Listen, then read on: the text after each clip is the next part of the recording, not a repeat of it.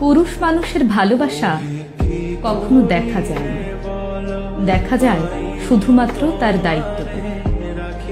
যে মানুষটা রোজ খেয়াল করে আপনার খোঁজ রাখে, আপনি খেয়েছেন কিনা, আপনার শরীর ভালো কিনা, এই প্রশ্নগুলো বারবার করে, সেই মানুষটার সবটা জুড়ে আপনি থাকেন। যে মানুষটা কথায় কথায় আপনাকে ভালোবাসি বলে, শুধুমাত্র আপনার জন্ম তারিখটা মনে রেখে আপনার প্রিয় চুড়ি, ফুল আর টিপের পাতা নিয়ে আসে, সে আনরোমান্টিক না, সে শুধু আপনাকে বোঝাতে চায় না।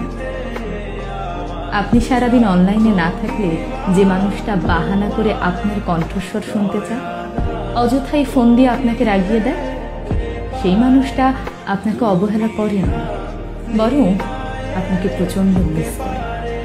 আসলে একজন পুরুষ মানুষকে বুঝতে হলে তাকে তার মতো করে চিনতে হবে। তার পকেটের শূন্যতা, চোখের গভীরতা আর চুপচাপ থাকার মতো অদম্য সাহসিকতার আড়ালে একজন বোকাশোকা, সহজ সরল, সাধারণ মানুষ থাকে।